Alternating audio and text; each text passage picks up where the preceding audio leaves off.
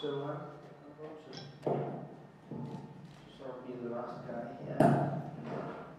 Somebody last night stole my best pictures, mostly gotten from people who were at the same event. But, I prefer my pictures because I'm behind the camera so you can't see me.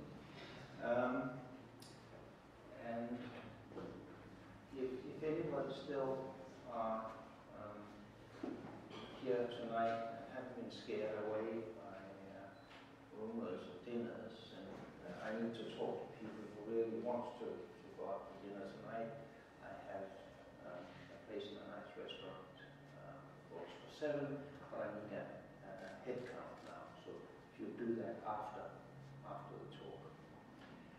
And so I was thinking, what do I give for a talk for an event like this? I decided that no, I don't want to give the broad spectrum currency plus talk again. And anyway, I did that for the grad students on Monday, and I thought I could give something about the design of concepts or something, but I don't think a hardcore technical talk would be the right idea. And then I went sentimental. I was going to give a talk called Thanks, just thanking all of my friends. And I thought, that's just too waffly. There's no content whatsoever.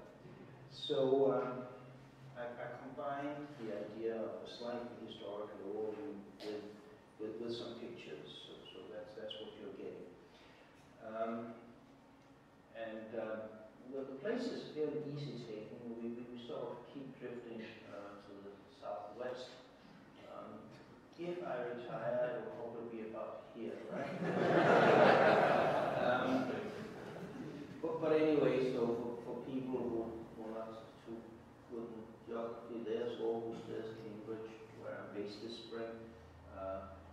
The Bell Labs, Center of the Universe at the time, and now here. So Aarhus is sort of in the middle of Denmark and Jutland. It's a really great place. If you haven't been there, you should find an excuse to go there. That's the town hall as an example. I love the woods down to the south of town, and there's some very nice beaches. The water is now clean again, and that's the place where I lived until I was 23. With a marker there, and like the picture yesterday, it was taken out of Google Street View. You can sort of just go and find it, and also you see that from my perspective the cars are anachronistic. They weren't that fancy in those days. Anyway, there's the university, the main building, the entry to the main building, dressed up for a celebration. And anyway, I actually worked there, and my main interest at the time in Aarhus, University of Aarhus, was centering about microprogramming, how you could handle machines at the levels or below the usual level of instructions. I was working on instruction set design, looking at machine architecture issues. And I was looking slightly higher on what was known that kinds of machine-oriented languages, that is, things that sort of in the end turned out to be C, but there was a couple of dozen languages designed to work really close to the hardware. Beard's PL360 was an example, but that was targeted for a specific machine. And I heard a talk by Bob Barton, the famous architect from Burroughs, about instruction set design and how to get better productivity, better code by lifting the level of the hardware to give high-level interfaces, so you could have a specific machine for COBOL and such. And he'd done the Burroughs 65,000 series before that, which could be seen as an Algol machine. A lot of hardware protection to save you from range errors and things like that. So I was very interested in the OS and hardware interface, and down at that level, even in those days, there was a lot of concurrency. A little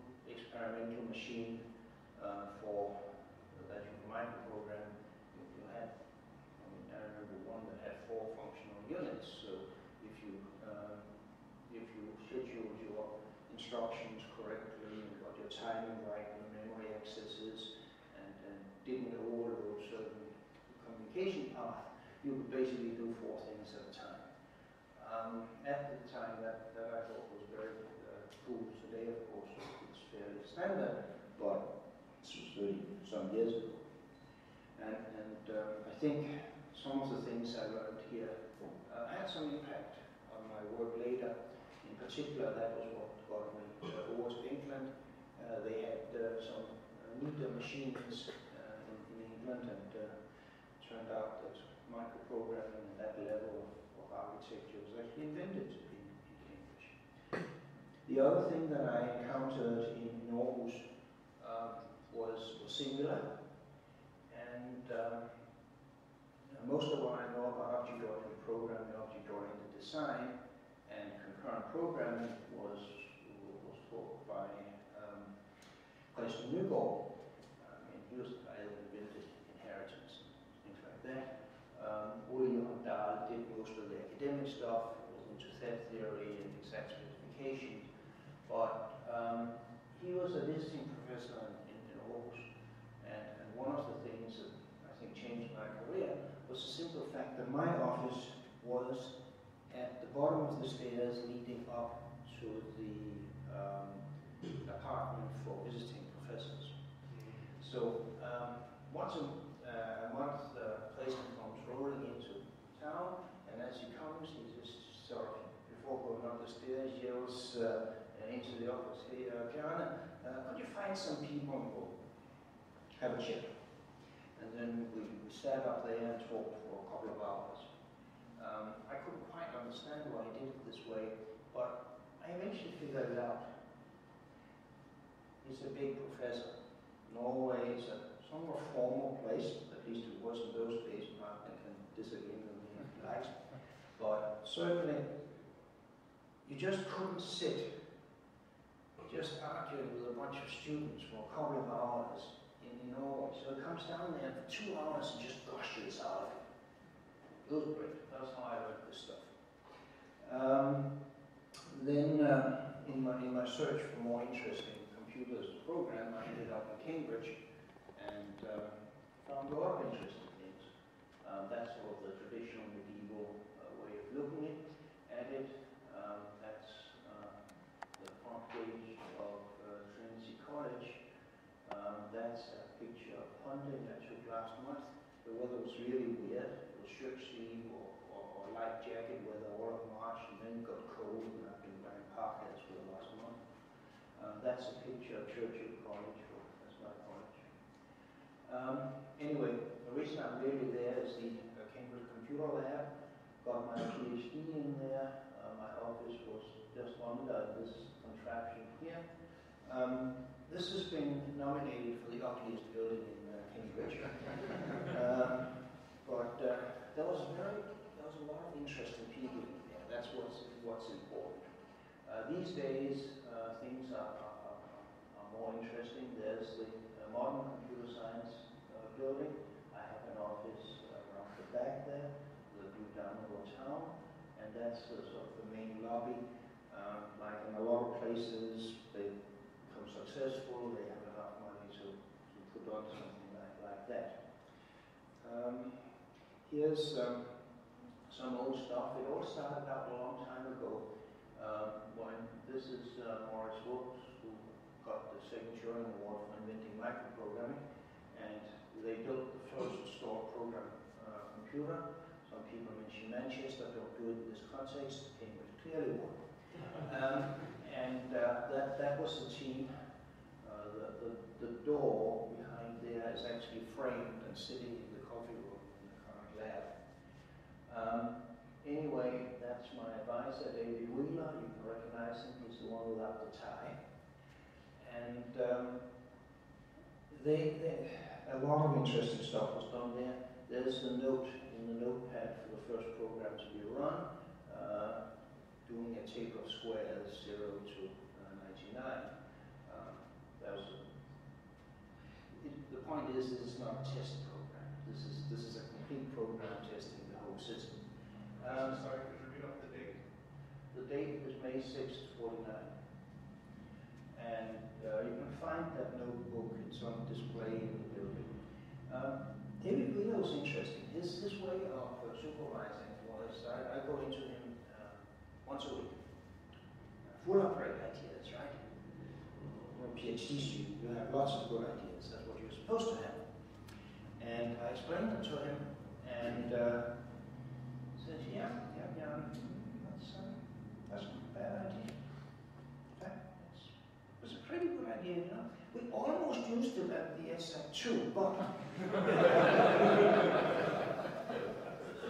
So he talks for an hour, 2 hours, explain the whole problem area, the techniques involved, why this was a good idea, which I probably hadn't realized, why it wasn't a good enough idea, what you could do instead, and about an hour and a half later, I come up with my ego this big. And after a year, I had an idea he hadn't tried 10 years ago, and that became my PhD. He never told me to do anything. Never told me to read a paper. Never told me to write a program. Never told me to take a course. That was my problem. You're supposed to be able to figure that out. But the day before I left, he gave me one direct instruction, the only one he gave in all 3 years. Keep a high external profile. He was a bit worried that Bell Labs had properties in common with a black hole.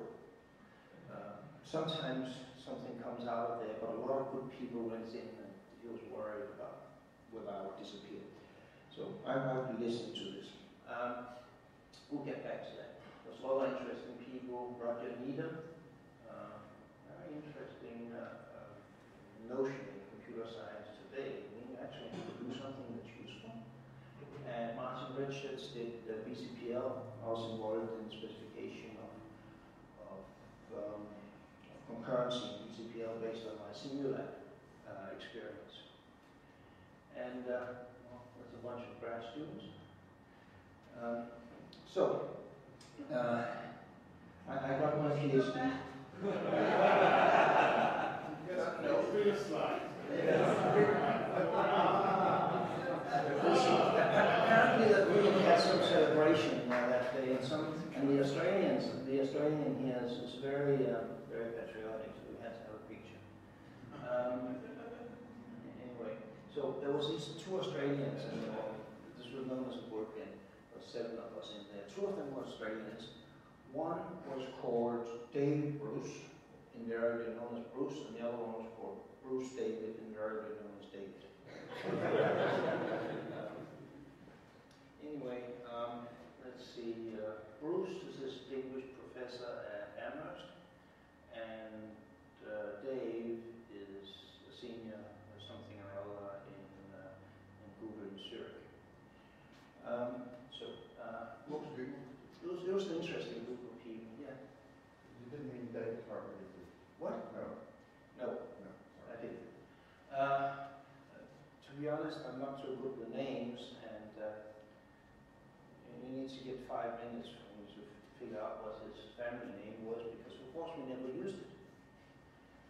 Anyway, so I worked there on concurrency and high-level designs and such, and came over to Murray Hill. That's up here is around the area of the Unix room. This is where all the good stuff happened at the time. Now, the really discerning people were hiding on the 3rd floor down there. Ravi's office was there, I was there, Lego was there, John Benji was there. But again,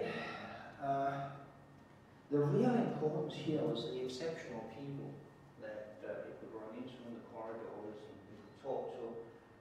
Dennis Ritchie, Brian Kernihan, my first department head, Sandy Fraser, Lego, and last but not least, Doug McElroy, who saw a letter from him last night. I was very, very touched about that. He is, well, he's the guy, if you have a problem technically, you go and explain it to him. And even if you've never heard it before, you probably understand the ins and outs of it better than you do by the end of the explanation. He was really amazing. Everybody goes to him with problems. having to explain things to him is helpful, because you know you have to be on your toes. I mean, he invented Unix pipes, for instance, and he wrote the Unix documentation. If you like terse documentation, that's his work. Really great people there. Let's see, Brian is professor at Princeton now, Alan is professor at Columbia. Anyway, I was thinking about what to do, and I'd just come out of doing all of this microprogramming and design for high-level support and such. And I got this job, which was do something interesting and tell us next year what you've done.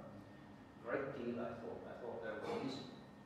Especially telling us what you've done. It's supposed to be on one page, right? The overtime great reports. If you can't say what you've done on one page, you don't know what you've done. If you need a whole pile of papers, you clearly haven't a clue what you're doing. So one page. This sounded great. After half a year, I started realizing this was actually difficult. Because the problem is, what do? I mean, you have a piece of paper on a clean screen, you're going to write a paper and you get a writer's block. This one is massive, because you can do anything you like just as long as it's good and useful. And you have good colleagues so you can get support in any area. Anyway, one thing I thought a little bit about was machine architecture and the directions of technology and such. And I decided that anybody building sophisticated, advanced machines for specific languages, specific operating systems, were going to lose. Because the big guys, IBM, Intel, and such, would always put money in to make Fortran and C run fast. I mean, I wasn't thinking of Fortran and C, because C was not very fashionable in those days, but basically, for instance, the range chain on Burroughs architectures were expensive, it took a long time to build, and people's old bad programs would run because there was violations in them that just happened not to happen very often. And so I decided that as long as hardware is getting cheaper at the current rate, clever architects working on high-level architectures, higher abstractions are going to lose. They're going to be wiped out by the next generation hardware. And if they can catch up, there will be the next generation hardware. And until about 5 years ago, this has been true. So what I decided to do was to switch. I still wanted better abstraction, better code, more understandable code. And I still wanted it to run fast. So I went from thinking about microprogramming and building instruction sets. I mean, I built a machine that executed BCPL directly, for instance. I was switching to compilers. You have the same abstraction level, but instead of having the hardware do it, you optimize the behaviors out of it and runs on a machine that has been optimized for running simple things, like C and Fortran. And so I got the idea of taking C, which has systems programming ability and performance, and code organization comes from Singular. I wanted to build a distributed operating system and simulate aspects of that. This was a little side project that it helped my career, but it was fun. And I wanted a strong, static, flexible type system. One of the observations at the time was people were complaining that static type checking was bad because it stopped you from doing things, and they pointed to Pascal, and I knew from experience, whenever I wanted to do anything interesting, Pascal would stop me. The type system was there to stop me from doing things that Niklaus Wirt didn't like. And well, I'm not Niklaus Wirt, so I like and dislike different things than he does. And I've noticed that the Singular type system was even stronger, but it never got in my way because it was more flexible. So that was an idea. Elegant and efficient code was what I was after. And very early on, I have some notebooks, and it really, before there was anything, the first day of drafts. There was constructors and destructors. Described as a constructor is what establishes the runtime environment of the member function. Maybe just environment would have been better. A destructor reverses the actions of the constructor. And so the first thing, there was sort of member functions, there was constructors, there was public-private. The next week we had function prototype, basically, and that's where it starts. The idea was to basically create guarantees to make it easy to write the member functions. If I have all the resources, if I have all the scopes in place, if I have all the access in place, I can write really simple functions. So in modern terms, establish the invariant, and then you can do it. So that was interesting. And again, more modern view of what we did was, well, we have some memory. That's bits, just a bag of bits. Constructor makes it into an object. An object has a type and has values in it. And the destructor reverses this process, and up in the other end you get memory again. So here we are in my high-level world that I would like to be, and here we got the low-level stuff.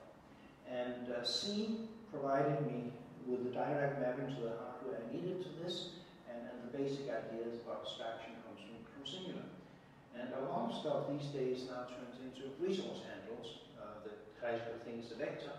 You have this interface that controls what you can do. Very often the data or the information is somewhere else. This could be the memory for a vector, it could be the mutex for a lock, it could be the file for file and things like that. So this is absolutely it's universal these days. And so the standard code in getting modern terms look like this. You have the vector, you have constructors, default constructor, make n elements, make it with an initializer list, destroy the thing again, release any resources. You have some access stuff.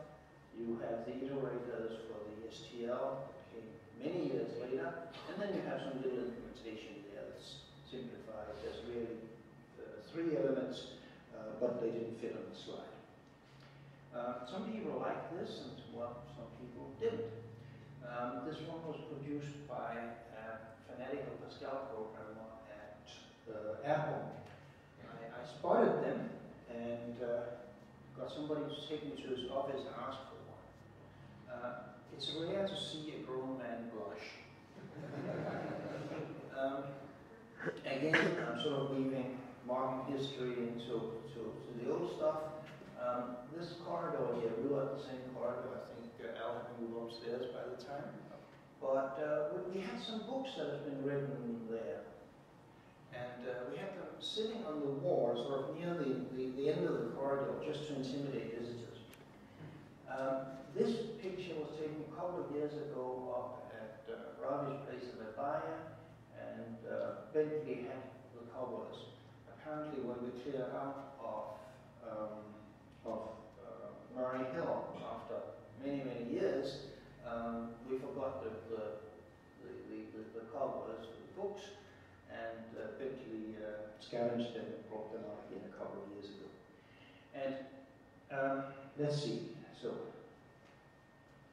I was working with hardware, I was working with abstraction, and you're supposed to be practical and useful. And you know, if you just do things on your own, don't tell anybody, you just as well do Sudoku. So David Wheeler's dictum, keep a high internal profile, means that you have to talk, you have to publish. And it's not publish or perish. My first idea, definitely, for writing something about CV classes, as it was called, was turned down by my department and said, Bjarne, no, why don't you just wait a year, you can do it better than this, and then you can prove that it actually works, and then it'll be more interesting. I mean, that's not modern academia, where you publish as quickly as you can, as least publish per unit. I was told, get this working right, and then you can ship it. Okay, he was getting popular, and one day I was sort of leaning up at at the door entry to Alejo's office. He was my neighbor at the time, and complaining that people kept asking the same questions, and it was starting to interfere with my ability to work because there were so many questions, and they kept asking the same questions. And I looked up and says, "You have to write a book." What? You have to write a book. Write all the answers in a book, then they can read it, and you can get work done. Ah, great idea. Through the management process of Bell Labs, it took me 2 days to get a permission to write that book. And I believe my description was, take these papers that I've written, add water and stir, and you get a book. And that was, I think the proposal was maybe this long as opposed to my summary, but it was that close. So I ended up writing this one. I had a very busy year in, must be 85, 84, 85. I finished the first version of C++, and I wrote the book, and finished the compiler, the manual and such. Anyway, so this went around a few places. Then there were people came by from IBM and Sun, HP, and said, "Would you like to formally standardize C++?" And started usual. I'm still working on it. It's not finished. It's not ready. Would you like to standardize C++? It's not ready. It's, well, you know, if you don't do it, we'll do it. Yes, I'd like to standardize something else. So, for the next year, we had a negotiation. They thought we should start now. I thought we should start in 2 years.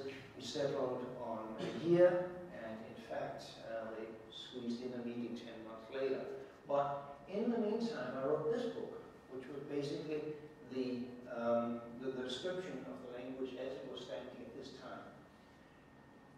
And in the process, I slipped in templates and exceptions which were not shipping at the time, but I thought you just couldn't have a complete C++ without that. So that was another busy year, and this became the base document for the standards effort. And so this book was shared a manuscript among all the compiler writers. And it's not just language rules, there's rationale, and there's implementation suggestions, implementation alternatives, and quite a few things made it into the sort of the mainstream of C++ implementations through this. And this was also the first thing that the various compiler writers could actually communicate. We were setting up a communication mechanism so that somebody, say at Microsoft, or somebody at Sun could actually collaborate in a constructive way. We need a standards committee for that, because otherwise it's a cartel against the law. But if you do it in a standards committee, or even in the preparation for a standards committee, it's a public service. So this is good. We had some talks about redundancy yesterday. I actually love redundancy. This one was written with a very definite aim. Everything important has to be said twice. Because if I screw up, they're likely to disagree, and you can find that I've screwed up and you can fix it. If it says it only once, you don't know if it was right or I just screwed up. So I like redundancy in specifications. It can be, there's many ways of doing it, like example and text, or 2 versions of the text, example and implementation module and things like that. But redundancy is good. Later, I wrote the second edition, which basically is C++ in the ARM days. We're talking about 89, 90, 91, and this got even more popular. As you can see, there's more translations. It's very frustrating to write compilers. Those of you who have done it know, because you never tell users anything they want to hear. There's nothing, and there's you messed up again. And so the few concrete things you get out of this work is this thing you write like book covers. The inside of the books is full of code, and you can't show that to your children and friends, but the covers are good. And then I was asked to give a talk to the ACM conference on the history of programming languages. It's a conference that happens regularly every 15 years, thereabouts. And I took that very serious. I have an interest in history, and I think you should document things. And I then to write this paper. You know, when you're going to write something new, you go and find what has been done in that field, and you find a model that you can copy. Like that one is copied with not quite enough skill, but with modification from KNR. That's the ideal book for introducing a programming language in a readable way to a large number of people. So I looked for the model. How do you write a paper about the design of programming language? There wasn't any. There were some papers in programming languages, but they were all over the place. A lot of them discussed the politics of the people, or they discussed the formal specification of the language, and they forget to tell you how they got there, so it's not. So I had to write something, and it ended up being a book, Design and Evolution of C++. That is still my favorite book. It is not academic at all. It says things like, this problem I couldn't solve, this problem I made a mistake, and thanks to these people, and thanks to those, things that you can't write in an academic paper. So this is very nice. I keep getting requests for updating it, but I don't think I'll ever get time to do that. And the third edition got quite a few versions of that. That's the third edition, and then I added an appendix and a hardcover, and you got the special edition. I wonder what the Germans are going to do, because they decided that this third followed by special was just not regular enough, not proper enough, so they call it the special edition the fourth edition. And with a bit of luck, I'll get the fourth edition this year. I wonder what they're going to do. But that's their problem. Not mine. Okay, yeah. I turned up in strange places. That apparently is a building-sized recruiting poster with the Ukraine that one of Yuri's friends sent me. I mean, what am I doing on an electrical meter box in California? That one we've seen a couple of times this day. It was, you can blame it on JC.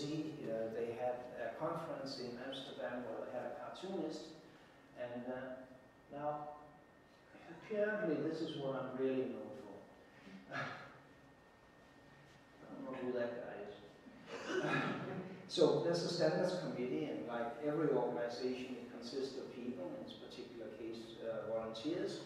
So in the old days, before color came to the world, we looked like that.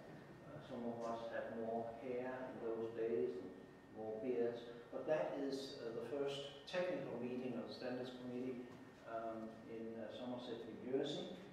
And here we are actually voting the final version of the C++ 11 standard. And no, I don't think Alistair is despairing. He's probably just very tired after a week. The thing that's interesting here, notice we were just sitting out there. There was no computers there. We used paper. So actually, there was one computer that was carried by a big guy. Box like this, which was used to take notes during the meetings. That was the only computer. Here, I know for a fact that Mike is communicating with a group of people in IBM, scattered over the world. I know that Alistair was communicating with the English group and such. So this is the tip of an iceberg. There are many more people taking part in this paper, in this meeting, than you can see. You can't see me because I'm sitting behind Mike Wong, and I'm not taking the picture. I believe that was a meeting where I was in the Netherlands, right? I think that's, anyway. That was a lot of meetings. That's a lot of travel. To take part in this, if you want to do it seriously, is a serious commitment. 2 or 3 times a year for a week in some place, and if you want to have any impact, you spend a couple of weeks or a couple of months preparing for proposals, opinions of proposals, things like that. But you can see the world this way. I think I've missed about 3 or 4 over years. Why do we bother? It's central. There's no owner, no sugar daddy with a marketing budget. We have various implementers. There's a number of implementers that varied up and down. And then there's tool builders and such. Even to have these people meet without getting in trouble with their corporate bosses or the US antitrust laws, you have to have something like a standard process. That's a central forum. It's a place where a lot of feedback comes in, so that's useful. And we're somewhat proactive. Like some people think we're flaming revolutionaries, changing things that should be left alone. Others, like me, think we're moving a little bit too slowly, but we have to have an agreement. It takes a long time. It's a consensus process, and eventually we get there. We need support for mainstream use. The language has to be stable, it has to be standard, otherwise you can't use it. I mean, you can't rely for your basic infrastructure for something that's controlled by the whim of a corporation or an individual. That's very dangerous. So a lot of people want to, if it's too deep down the infrastructure, they want a standard. And I don't like vendor logging, and standard is about the only way of doing this. There's a lot of interlocking themes. I'll not go through this, but again, here's a view from sort of C++ 98, discussing what's important. Containers, the biggest change in the language for the 98 standard was the standard template library. Alex had to leave early, but that's his handiwork. And also we worked on the exception safety guarantee. I know Matt worked a lot of that, but everybody here that you've heard from the committee has had part in this. We make sure there's no resources leaked. Again, destructors do cleanup. It's all constructor-destructor based. So here we have an example. We have a vector. We have a file handle for a file. We do some work. There's an IO stream here. And then you throw an exception sometime. All of this has to work right. It does. The constructors established invariants. When you do an operation, you maintain it. And when you leave, resources are destroyed. Notice the wide use of templates here. This is sort of coming in between. I designed templates in 88.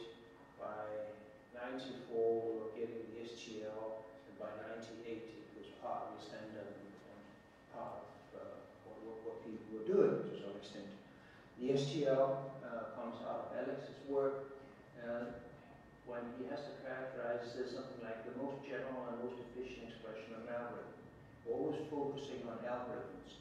If you could take the time machine back to the 80s and 90s, there was rah-rah for object-oriented programming.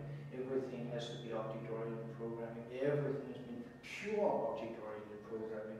Everything that isn't get a lot of bad press. And the definition of object-oriented programming seems to vary by individuals, but very often it means building some huge hierarchies with too many virtual functions. Notice there's not very much of it there. The focus on algorithms, separate algorithms from data. A lot of the object-oriented stuff means tying the operations directly to the data. I mean, try clicking your way through one of these point-and-click interfaces if you have forgotten which program it is that is supposed to open this file. it's a bit of a pain. The STL isn't like that.